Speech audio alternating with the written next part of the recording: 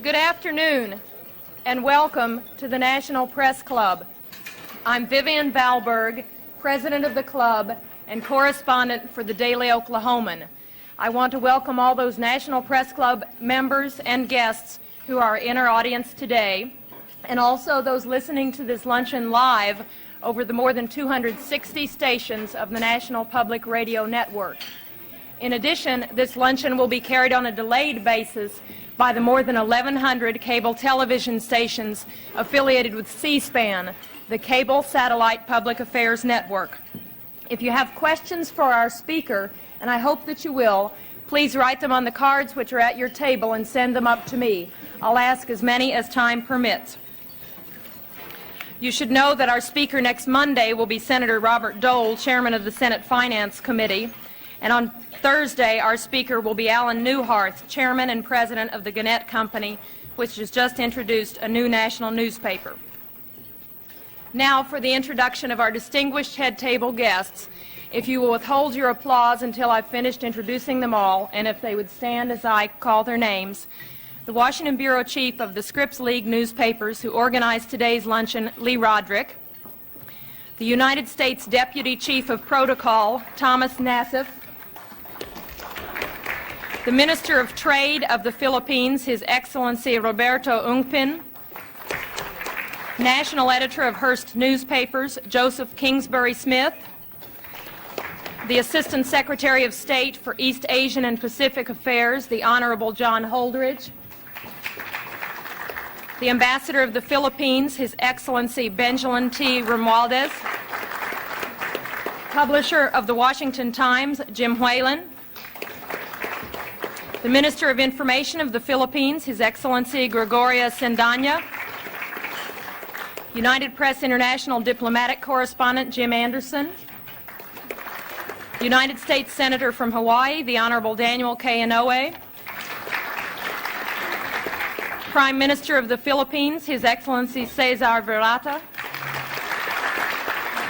From Crane Communications, the Chairman of the National Press Club Speakers Committee, Stanley Cohen.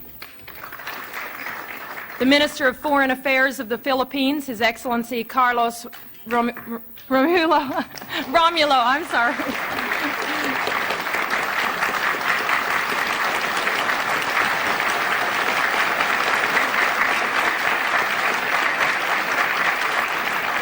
The Associated Press Diplomatic Correspondent, George Guetta. The Minister of Defense of the Philippines, His Excellency Juan Ponce Enrile. American Ambassador to the Philippines, the Honorable Michael Armacost. President of the National Press Club of the Philippines, Ben Rodriguez. Assistant General Counsel, International Affairs of the Treasury Department, Russell Monk. And the Chicago Tribune Diplomatic Correspondent, John McLean.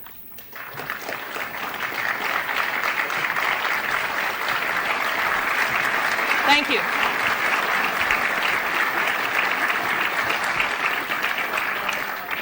Our speaker today is the President of the Philippines, Ferdinand Marcos.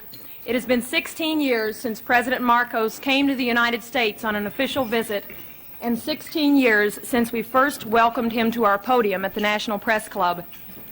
When he appeared before us then, he had just been elected president of the former American colony, which became an independent nation in 1946.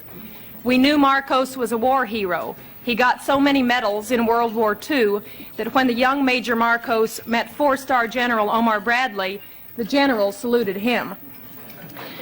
We also knew he was a persuasive fellow. How else could he have managed to get his wife, who is known to be strong and bright, to marry him after they'd known each other for only 11 days? And we knew he was experienced in overcoming political adversity. After all, the first case Mr. Marcos ever won as a lawyer was when he successfully defended himself from prison against a charge of murdering a political opponent of his father. The president of the press club at that time, Win Booth, remarked at the great warmth of the greeting Mr. Marcos received in 1966 and said, and I quote, "Your very presence reminds us that you and your great people are the faithful allies of our country in time of trouble, And that, sir, is something the American people and the men and women assembled in this room are not about to forget, end quote. But much has happened in those 16 years. In the interim, Mr. Marcos declared martial law, or what he called constitutional authoritarianism, and did not lift it for 11 years. There have been charges of corruption, abuses of human rights, and political repression, and recently the Archbishop of Manila called openly for him to resign. But through it all, Mr. Marcos has remained president, and this week, President Reagan warmly welcomed him, stressing the many common ties between the two countries. The New York Times recently said, quote, "In a country that is deeply sensitive to style, Ferdinand Marcos has it, and it has allowed him to take the sweeping actions that in essence converted the nation from an ill-functioning, raucous but free democracy into his personal fief and seemingly permanent possession," end quote. President Marcos comes to us today as the head of a nation with a long friendship with the United States, a nation considered crucial to America's defense strategies in Asia. We are eager to hear what Mr. Marcos has to say. It's my pleasure to present to you Ferdinand Marcos, President of the Philippines.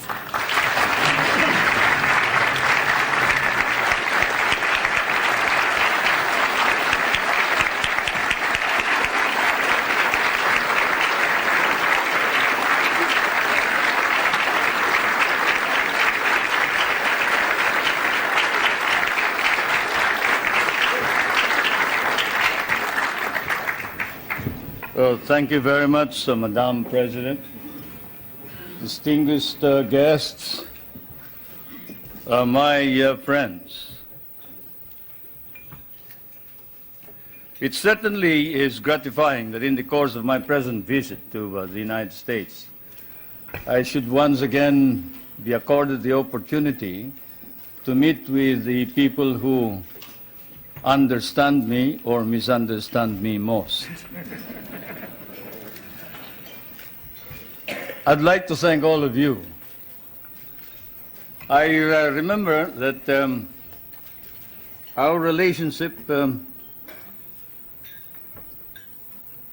relationship between the two countries can be opened up at one of 2 points by the historian or the curious investigator into world events. One, the military, which was Admiral or then Commodore Dewey, sinking the Spanish fleet under Montojo on May 1st, 1898 in Manila Bay, and with the help of the Filipino revolutionaries under General or President Emilio Aguinaldo, who then proclaimed the first Philippine Republic. Incidentally, President Emilio Aguinaldo was the grandfather of Prime Minister Cesar Virata, who is here. My grandfather only commanded the revolutionary forces. We have changed places since then.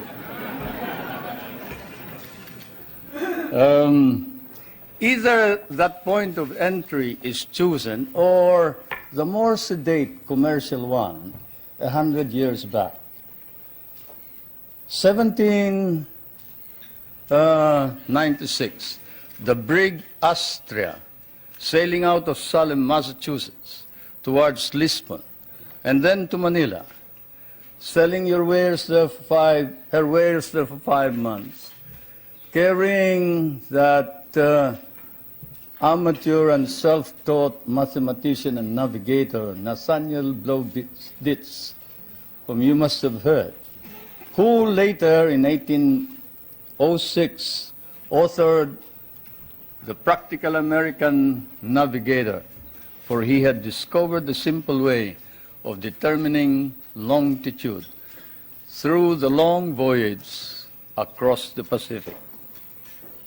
The American government bought the rights after 2 editions, and it has become standard text for all those who study salesmanship from Kings Point to Annapolis. Either way, it has been dramatic and historic, and it was always to be so.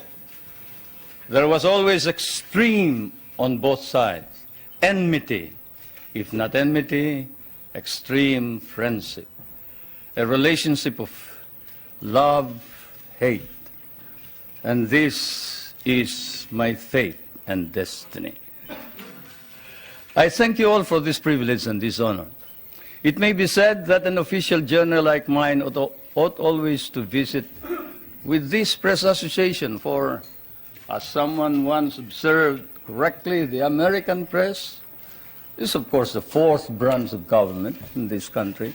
And then also it is well to remember that the so-called solicitude with which Americans regard developments in the Philippines is perhaps nowhere more pronounced than in the devoted reportage by the American press on our country.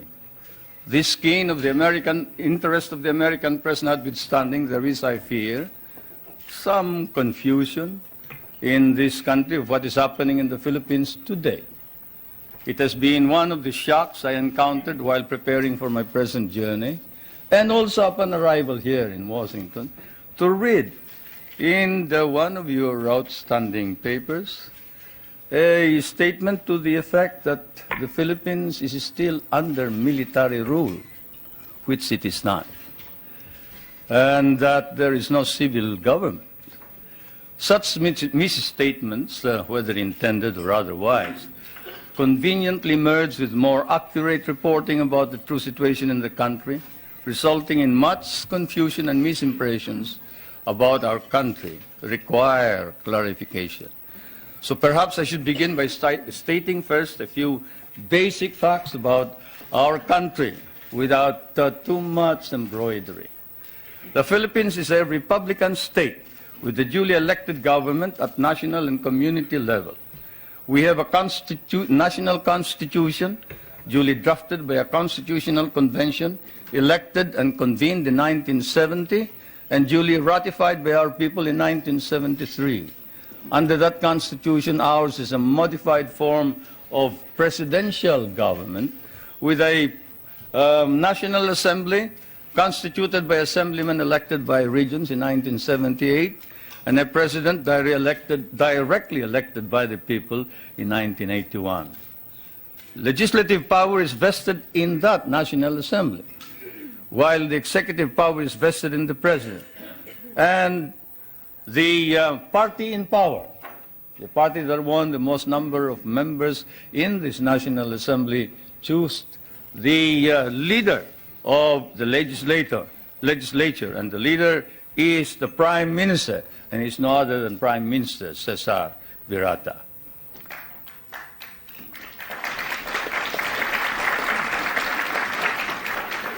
We have an independent judiciary which is under the full supervision of a Supreme Court. While it is claimed that human rights are not protected by the courts, or that civil rights are not duly enhanced by the Constitution, because there is no way of seeking, say, the remedy of a writ of habeas corpus.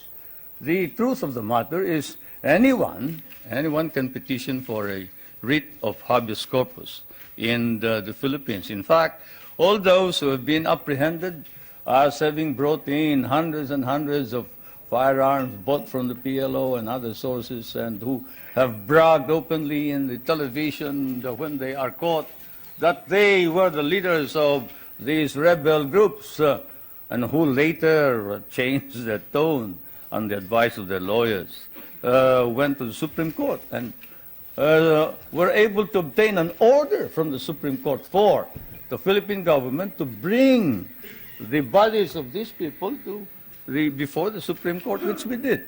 There is not a single man who has filed a petition for a writ of habeas corpus who has not been able to compel the government to bring the body of all those petitioners to the Supreme Court. In fact, the Supreme Court ordered an investigation on the allegations of torture, and the results were negative. The doctors testified that they examined all of these persons, all these petitioners, during the period of confinement, and they never complained about any mistreatment or torture, and some indiscreet remark indicated that this was merely said on the advice of the lawyer as a preparation for defense in the criminal trial. Now let's review the overall measures. All measures that have been issued by the President were issued at his instance alone? No. They are issued after a meeting of what is known as the party caucus. You who have studied constitutional law know that in a modified parliamentary or presidential form of government, the President actually doesn't make the decisions. He may lead the party, and therefore in the caucus, he may exert influence in the caucus, but the caucus decides what is going to happen, what is the policy to be adopted. In fact, our Constitution institutionalizes this procedure and states that the program and policy of government shall be adopted by the cabinet, submitted to the President for approval, but shall be responsible to the members of the National Assembly or the Batasang Pambansa, and for which the Prime Minister must stand. If he is rejected, then he must quit, he must resign, and a new Prime Minister must be appointed. Now, all cases are appealable to the Supreme Court, including cases of security against the state. We have a system of local government and administration throughout the country. In all, there are 73 provinces, 60 cities, 1,502 municipalities, 42,000 barangays, in each of which there are regular elections. Barangays are the villages. We just had elections this year. The election for president occurred in 1981. Under the Constitution, the people have a right of recall. They can recall anyone who has been elected by 1/5 of all the voters who voted in the last elections. A vote of 1/5 will suffice to call a new election for any given post. Our Constitution likewise provides for a Bill of Rights, which guarantees protection of the political and civil rights of all individuals, regardless of color or creed. Incidentally, that statement allegedly made by Cardinal Sin has been denied by Cardinal Sin. I was surprised that you haven't heard about it. This just goes to prove that there is some time lag when you move towards the West.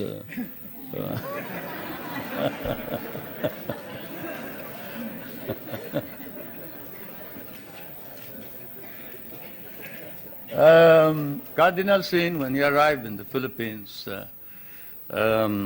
appeared before some of our friends and said, look, there is no quarrel between the church and state, and the church and state are separate. I have no intention of intervening in political affairs. I have not stated that the president should resign. That's his business. That's the business of the people. He was elected by the people, and I'm not about to say anything about this. That's why I'm surprised that here you make much of it. But I suppose that's part of news. It's good copy. Can you imagine asking the president to resign? That's, by constitutional mandate, social justice is a matter of national policy and a priority objective of government. And this is why one of the first reforms was land reform. You know, when I proclaimed martial law, I didn't proclaim martial law alone. It is made to appear as if I just signed the decree and said, I impose martial law on each and every one of you. No. I asked the legislature to please pass a law proclaiming martial law because there was anarchy in the country. Now, let me say this. The opposition was strong. And they were members of the Security Council, and somehow they had adopted a resolution which required that there be a unanimous vote for the armed forces to be able to move. And therefore, the armed forces was immobilized. At the same time, I asked the opposition party to come and join me in a coalition government. I offered 1/2 of the cabinet. And of course, they laughed at me and said, Why should we join you? We're going to take over the government. By the time you are through with the exercise, you're dead, politically and otherwise. So, and they refused to join me. I asked the advice of the judiciary. I asked the Supreme Court justices, the Court of Appeals justices, and the members of the private sector. And all of them told me there's only one man who can proclaim martial law, and that is the president. And you are it. You are the only one who can proclaim martial law. This is why I must carry this particular mark in our history. I could not have transferred it to the legislature. Why? Because the legislature did not have the power. What does the Constitution provide? The President shall be the Commander-in-Chief of the Armed Forces of the Philippines, and he may order the armed forces out to quell any disorder, riot, rebellion, invasion, insurrection, and in case of invasion, insurrection, rebellion, or imminent danger thereof, when the public safety requires it, he may suspend the privilege of the writ of habeas corpus or proclaim martial law throughout the Philippines or any part thereof. What does that provision provide? It provides that only the President can proclaim martial law. I repeat, that is why I had to assume responsibility. And I am not one for shirking duty. The people said there was necessity for proclaiming martial law. And the people said, you are the only official who can proclaim martial law. So I proclaimed martial law. And I sincerely believed that it was necessary to proclaim martial law to install order and stability, because there was complete anarchy throughout the country at the time. Now, therefore, at that particular period, what was the status of our government? Our government was immobilized, impotent. The armed forces could not move out. The industry was not at all in any way moving. There was no income coming into government. Everybody was running away. They burned the U.S. Partly burned the U.S. Embassy, tried to burn it anyway. They tried to kidnap the American ambassador. American ambassador was byroad, Ambassador Byroad. And they tried to kidnap our foreign minister, Romulo, whom you just saw today. And I told him, you better disappear because I will not ransom you.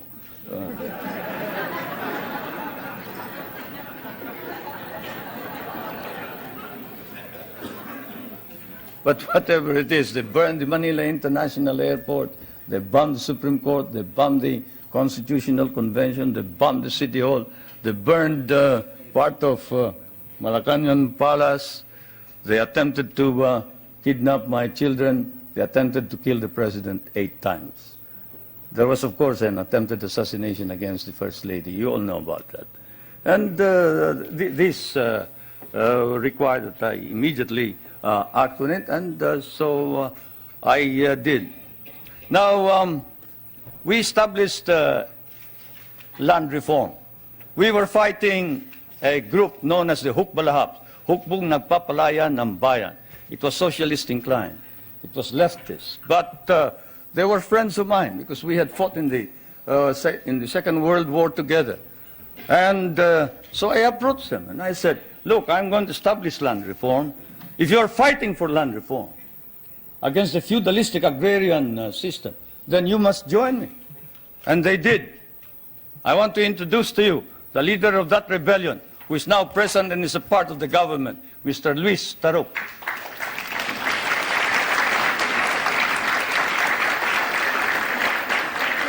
He is a member of the National Assembly. One reason why he ran to the hills, according to him, was he was elected as a member of the old legislature and he was not recognized as such. He and the others. Now I want to introduce to you another leader of the Free Farmers Federation, which is also composed of farmers who wanted reform, but who are fighting for reform, but who are now joining in the effort to establish political stability and economic prosperity throughout the country, and who was Dean of the College of Law of the University of Ateneo, but abandoned his deanship in order that he may join in the effort to attain the noble mission of this new society. I refer to National Assemblyman Jerry Montemayor, President of the Federation of Free Farmers of the Philippines. I would like to introduce also to you a young man who was very active against the government in 1972 and who paraded around the streets raising the flag of the Communist Party and organized the Kabataan Makabayan, which is the red organization of the youth. And this man is Nilo Tayag. Is he here? Anyway, he is somewhere around here. But they have all joined, all these activists, to prove to you that all these stories about our being oppressive against our enemies and our friends, they've all joined the government to help reform and drive out all the corrupt people in the government. We have an ombudsman. We are the only country with an ombudsman. You know what an ombudsman is? He is the officer who watches over the corrupt officials of government. And this man has charged more than 1,000 officers and employees and sent most of them to jail. Is Justice Pamaran here? He must be somewhere around. Where's Justice Pamaran? There he is. There's the ombudsman.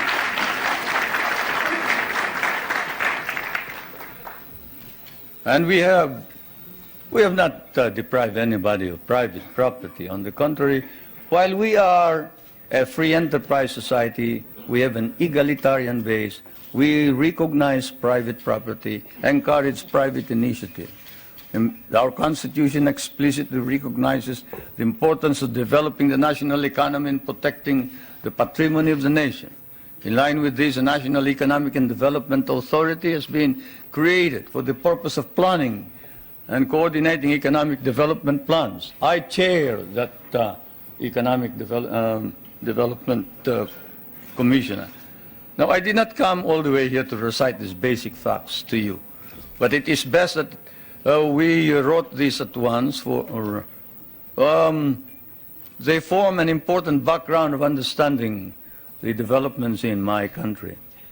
Relations between the United States and the Philippines now span, I'd say 84 years if you mark the Battle of Manila Bay, 184 years perhaps if you mark the brig Salem, from Salem, which when it returned to Salem brought back hides, indigo, lumber, pepper, and paid 24,000 in tariff duties. Many things don't change, not even tariff duties. Anyway, the trade between our countries is covered by a trade agreement. The military and security matters are covered by 3 agreements. Those agreements are, and I will now ask our friends in my staff to distribute these agreements to you, or as many as can receive them. These agreements are the Mutual Defense Pact, the Military Assistance Agreement, and the Military Facilities Agreement, which is due for review this coming year. President Reagan and I have agreed with the members of our cabinet that the review will start in April, probably we'll finish it by August. Through it all, our relationships develop in a way unique to nations so disparate in size and circumstances and so distant from each other. The direction which American colonization took in the Philippines in the political, economic, and military, cultural spheres were such that for us, relations with the United States would remain crucial for a while. It is said that language is the greatest conveyor of culture. If that be so, if that wise man who said that is right, then your language has certainly conveyed to my country your culture. And this is why the relationship between our countries is something undefined. Our interests may have diverged in the period after our recovery of national independence in 1946, but this relationship has endured. And the question that is often asked is, does the Republic of the Philippines differ from the American Republic? Yes and no. It doesn't differ in the sense that it is democratic, but it differs in the sense that we have a prime minister, and in the sense that we try and make the legislature and the president or the executive work together. We cannot afford any stalemates. We cannot afford any delays. It is a modified presidential form of government, while yours is a complete and pure presidential form of government. Why did we change this? Because we cannot afford stalemates and deadlocks.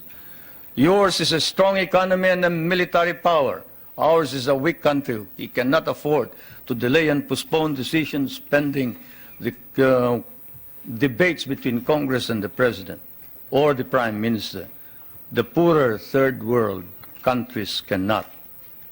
And so, my friends, that is the situation. I am now going to ask also that my staff distribute to you the social and economic indicators of my country in showing to you the dynamism and the vitality of our economy.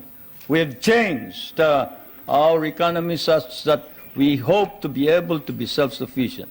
We were importing rice before. The last time we imported rice was in 1976, 77. We paid $500 million for that price. Today, we are exporting rice to our neighboring countries. And the per capita income was about $200. Now, it is more than $800 per capita income. The gross national income has increased 5 times. I need not go any further. I'll wait for the questions, and now I am ready for interrogation. Thank you, Mr. President.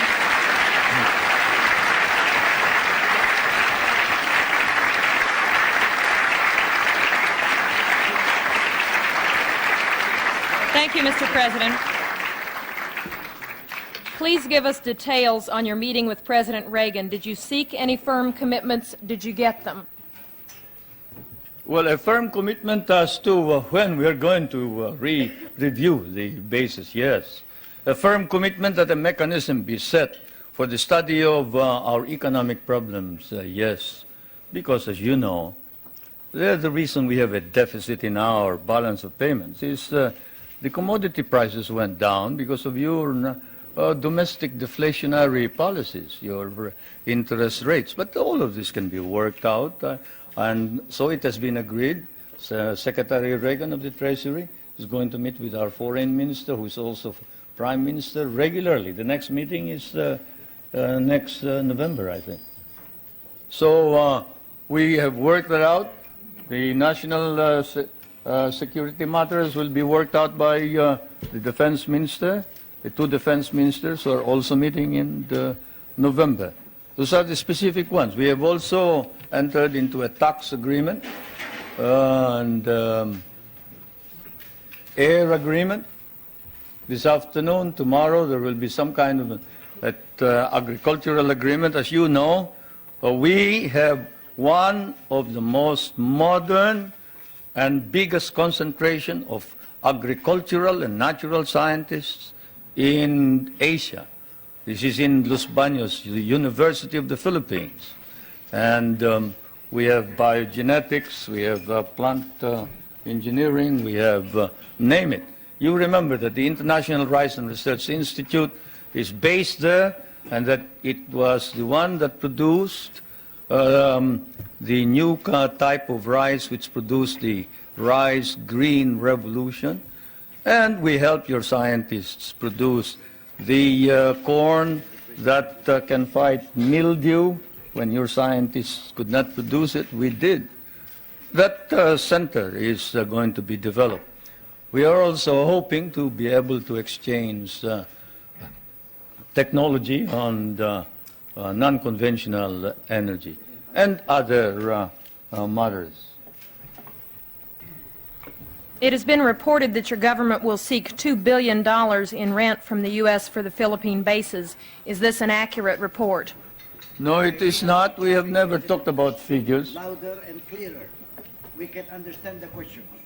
The question was, is it correct that we have demanded $2 billion in the rent?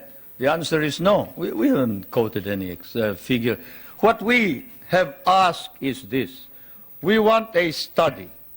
What is it that is necessary in order that we can perform our job? You and I know that if the Philippines is attacked, the United States is not necessarily bound to immediately react because the provision of the Mutual Defense Pact is that you will immediately take steps as is necessary to meet the contingency in accordance with your constitutional processes. What does that mean? That means that you go to the Senate and the House of Representatives. What does that mean? That means delay while we are dying there.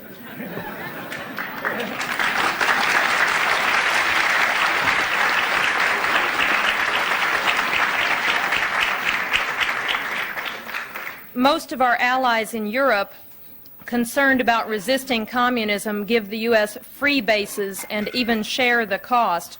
Why shouldn't we expect the same kind of cooperation from the Philippines instead of demands for more rent? Well, for one thing, you haven't exactly paid for what we lost in the last war. If we must make an accounting, 75% of our cities were devastated in the last war. We lost 1 million men. Shall I quote you the statements of Roosevelt and MacArthur that every Carabao will be paid for? Shall I tell you that the veterans who were inducted into the USAF, the United States Armed Forces of the Philippines, of the Far East, your armed forces were paid only 1/2 the salary of your soldiers?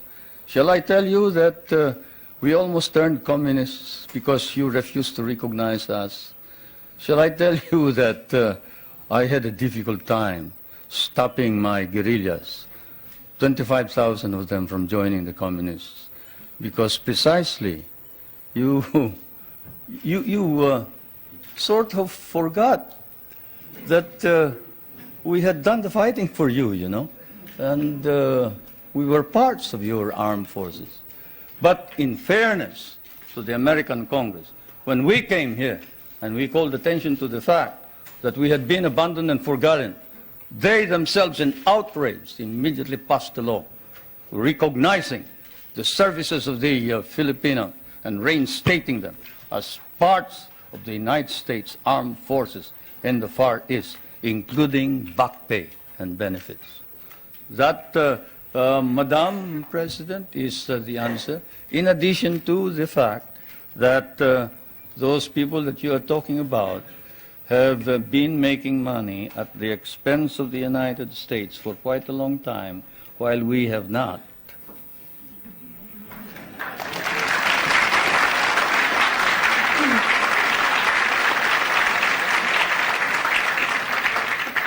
After the attack on Pearl Harbor, U.S. bases in the Philippines could not be defended. Why should we expect that in another war these bases would be more reliable? That's one of the questions that I wanted to find out.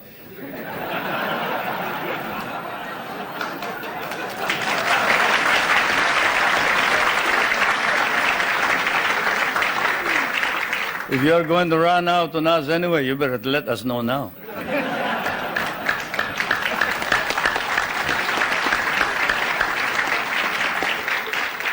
Is it true President Reagan has not raised with you any concern about repression and human rights?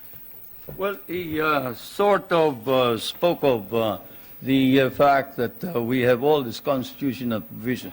But we did speak of the fact that we must maintain and enhance human rights in general. But this fault finding that we found in some of these reports before isn't there. There is this open-mindedness and fairness which we expected of America and the Americans. The Americans that I know, the Americans who fought beside me, the Americans who bled with me in many a battlefield, was a fair man. He was a just man. He was a courageous man. He was a man who saw right and did right. And it is not fair to accuse the Philippines of any violation of human rights when there has been no violation. Though if there has been any violation, we punish those who have violated. And I now ask that this particular writing of one of the most celebrated figures, who claims to have, at the beginning of the campaign against my government, claims to have been maltreated by some of the military men, now reports exactly what happened. I ask that my staff distribute the letter of Herrera, Trinidad Herrera. You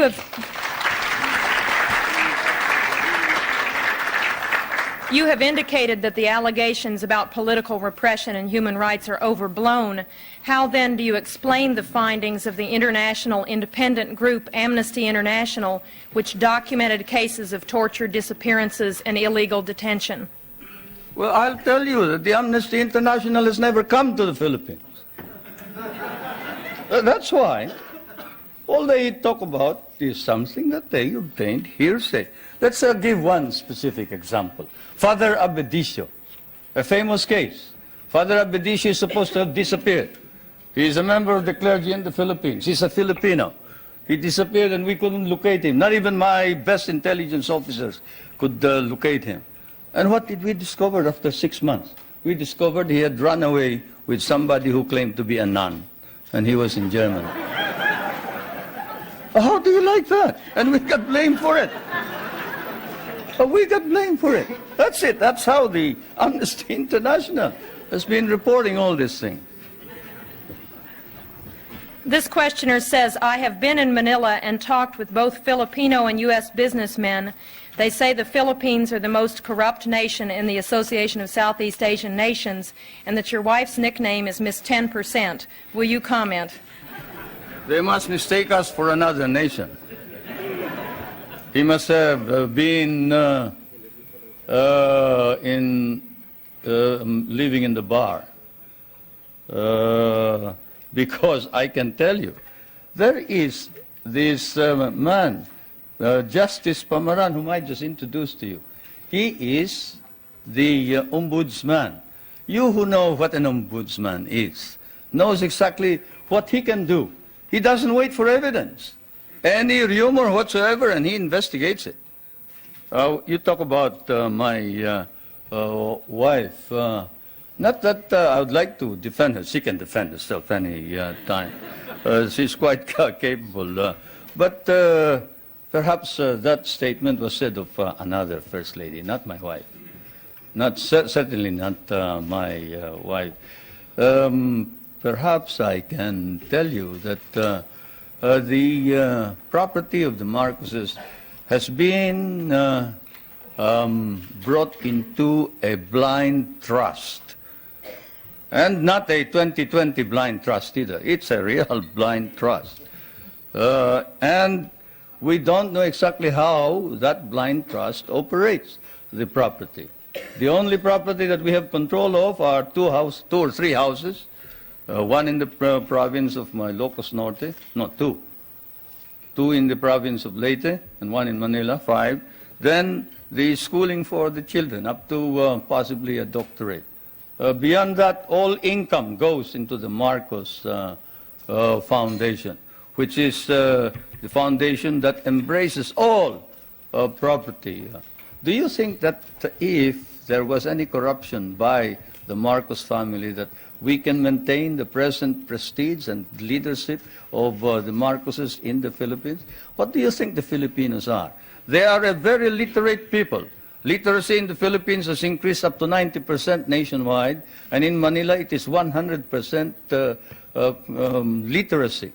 And if there was any indication whatsoever of any of these corruption that you talk about, and you whoever said that sounds like he has been in the wrong company. Probably the guys that he was working with may have been engaged in corruption. I'd like to know who they are. Then we'll go after them. But I can assure you, if any public official engages in corruption, he will land in jail. That is definite. What do you say to critics who say your health is poor and you won't be around very long, but your wife may be? Anybody want to try me in the ring?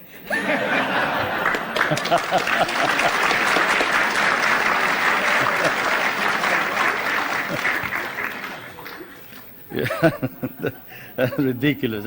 I refuse to answer questions like that.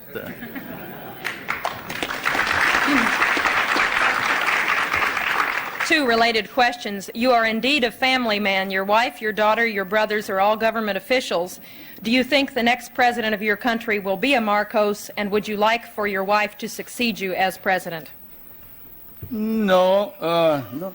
The problem here, of course, is that one, you do not understand Philippine politics. You see, first of all, my brother, did you say my brother was governor? Government officials. My brother volunteered his services for Medicare. Did you want him to withdraw his voluntary services as a medical officer? He is serving our country practically free, abandoned a very profitable medical career in order to serve what we have as Medicare, which is your Medicaid, no? Yes. He is not a government official by any means. This is a voluntary organization. My wife was elected.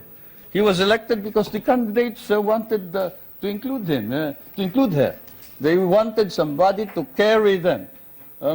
Minister Romulo will tell you that without the support of the governor, who happens to be well liked by the people of Manila, they probably wouldn't have won in the last elections. It's just a matter of helping out in the political campaign. My daughter is the voluntary head of a group of village leaders. That is not a political organization. That's not a government organization. This is an association of young kids who are organized in order that they can help each other. Kabataan Barangay. And I am surprised that you hold it against these young kids, that they get together so they can play football, they can encourage sports, they can encourage people, the young kids from going into drugs. Don't you think that you should also organize something here in the United States and get somebody to stop the young kids from going into drugs and instead go into sports? Well, that's what they're doing. Now, with respect to the other officials, the question, of course, doesn't specify. Let me put it this way. As I told you, our government is a caucus government, consensus. When the consensus of the party demanded that I appoint the First Lady as a member of the Executive Committee, I had an agreement with them, and that is that she would not become President or Prime Minister. At the beginning, even Prime Minister Cesar Virata was for the First Lady becoming Prime Minister. But the First Lady and I stood our ground, and we nominated the Prime Minister Virata instead. Now, is that the action of anybody who is preparing to take over as a dynasty? Now, my other daughter, well, she is in Pennsylvania. She's studying voice culture, and she is in anthropology. I don't see what connection that has with politics. Mr. President, your opponents say this trip is costing between $5 million and $20 million. What is the budget for your trip? It's ridiculous. My cabinet is spending only a very minuscule part of that. If there are any people who have joined this group, they are on their own. I'm sorry to say. They're on their own.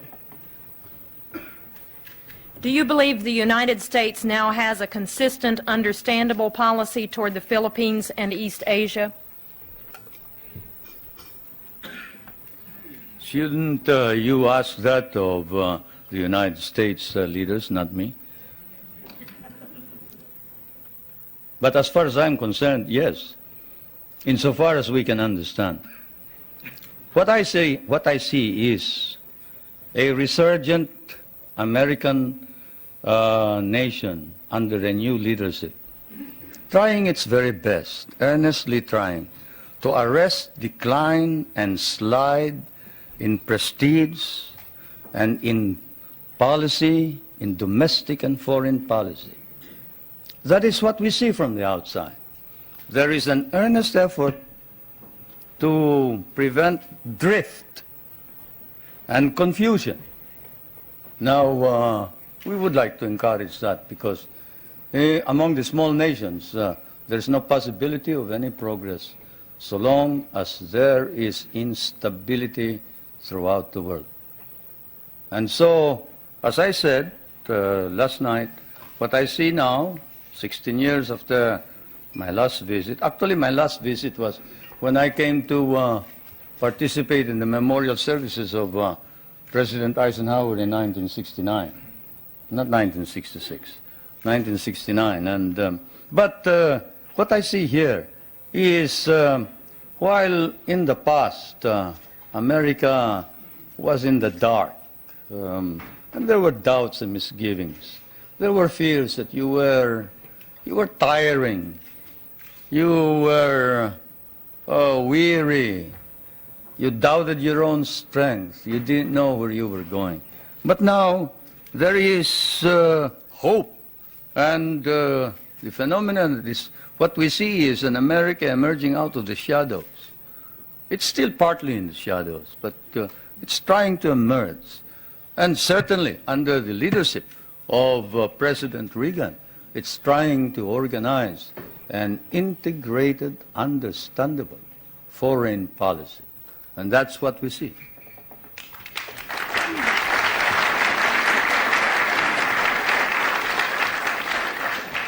There is widespread malnutrition in the Philippines, and only 1/3 of your labor force has regular employment. Given this, how do you justify the prosperity in which you, your family, and friends live? You must like us, the way you ask those questions.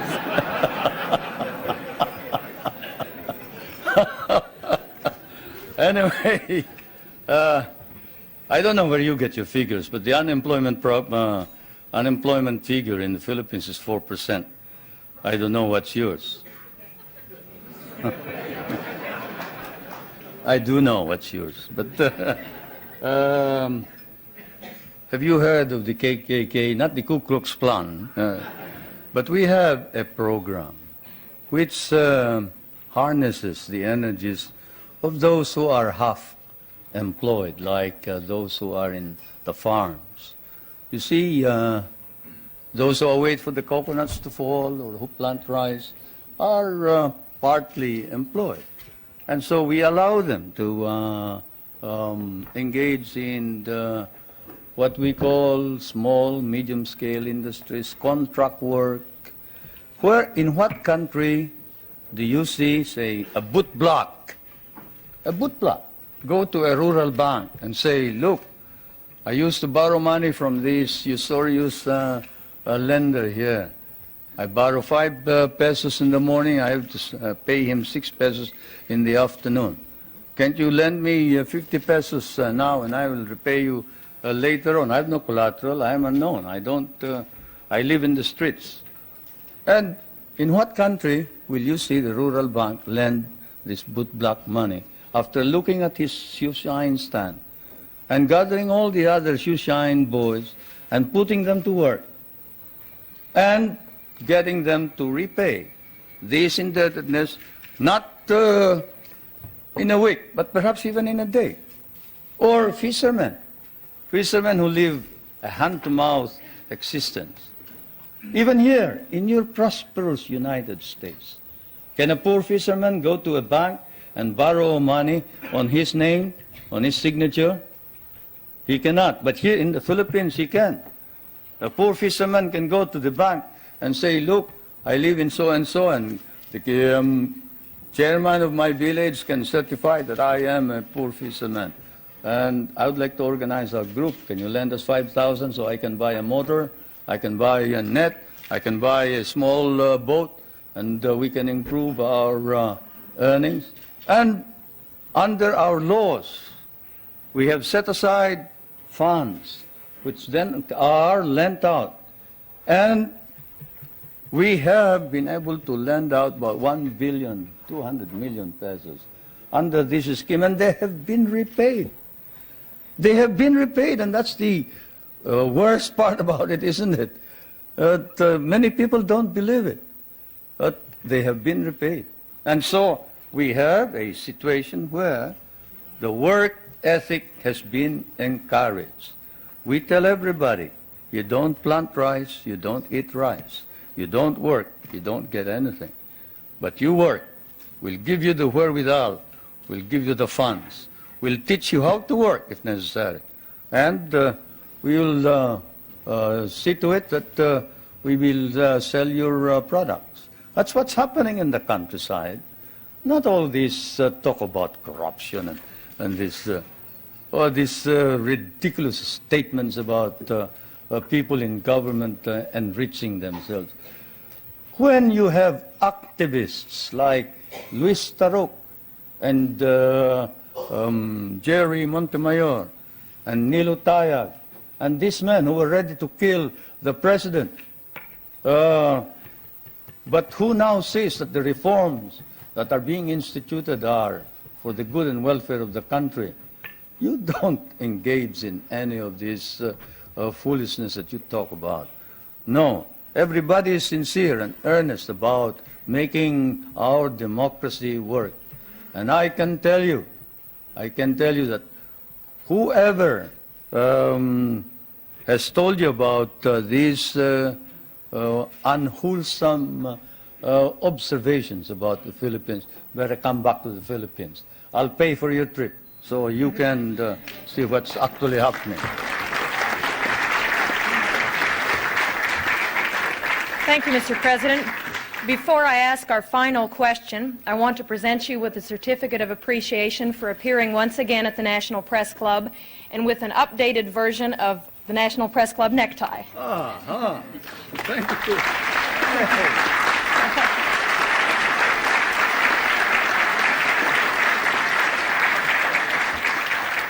And now our last question. Is it really true, as your biography states, that you were born in a thunderstorm?